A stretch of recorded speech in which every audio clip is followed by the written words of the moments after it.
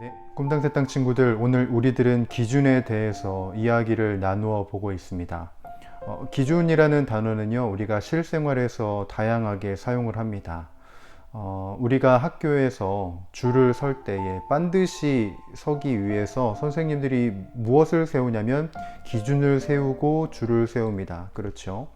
그리고 뿐만 아니라 우리가 어떤 선택을 할 때, 아주 중요한 선택을 할 때 우리들이 무엇을 따라서 결정을 하냐면 기준을 따라서 기준을 세우고 결정을 합니다. 다양하게 이 기준이라는 단어가 사용이 되지만 의미가 공통된 부분들이 있습니다. 그것이 무엇이냐면 기준이 올바르냐 올바르지 않냐를 통해서 끝이 올바른 결말이냐 올바르지 않는 결말이냐가 판가름 나기 때문입니다. 우리가 줄을 세울 때 기준이 된 이 학생이 계속해서 움직이면, 똑바르게 있지 않고 계속해서 움직이면 끝에 있는 학생이 어떻게 될까요? 어느 장단에 맞춰야 될지 우물쭈물하다가 결국 엉뚱한 자리에 서게 될 것입니다. 우리가 어떤 선택을 할 때 올바르지 않은 기준으로 선택을 하면 어떻게 될까요? 끝이 올바르지 않을 겁니다.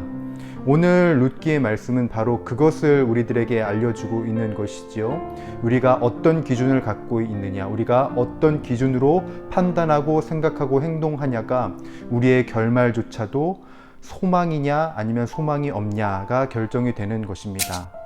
제가 지난주에도 말씀을 드렸지만 룻기는 사사기의 상황을 그대로 받은 말씀입니다. 즉 자신의 맘대로, 자신의 감정대로, 자신의 멋대로 어설픈 신앙생활이 아닌 신앙생활을 한 이스라엘 민족들의 모습을 그대로 받아서 하나님이 어떤 사람을 쓰시느냐, 하나님이 어떤 사람을 통하여서 소망을 이루어 가시느냐가 나타나는 것이 바로 룻기의 말씀이라고 했습니다. 룻이라는 여인은 이방 여인입니다. 이스라엘 사람들이 볼 때에 그냥 약자이고 그리고 천한 모압 사람이지만, 그러나 하나님께서는 그 기준을 올바르게 세운 여인을 통해서 어떤 일을 이루시냐, 바로 하나님의 역사를 이루시는 것입니다. 여러분, 룻기를 다시 한번 더 생각을 해 보십시오. 하나님이라는 그 올바른 기준, 하나님의 말씀이라는 그 올바른 기준을 하니 어떤 선택을 하나요?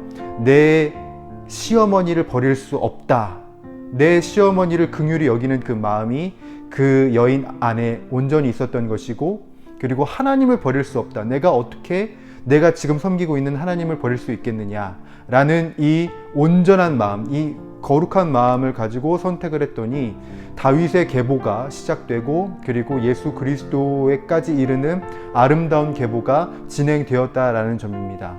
우리가 이것을 통해 알 수 있는 것, 하나님께서는 분명한 기준, 바른 기준을 가진 사람들을 사용하시고 그 사람들을 통하여서 축복을 흘려 보내신다라는 점입니다.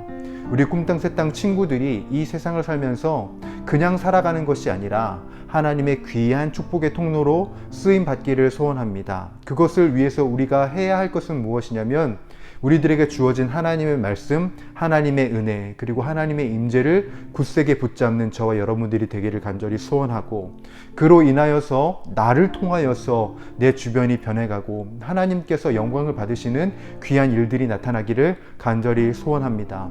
물론 바른 기준을 갖고 살아가는 것이 때론 우리들에게 힘겨움을 가져다 줄 수는 있습니다.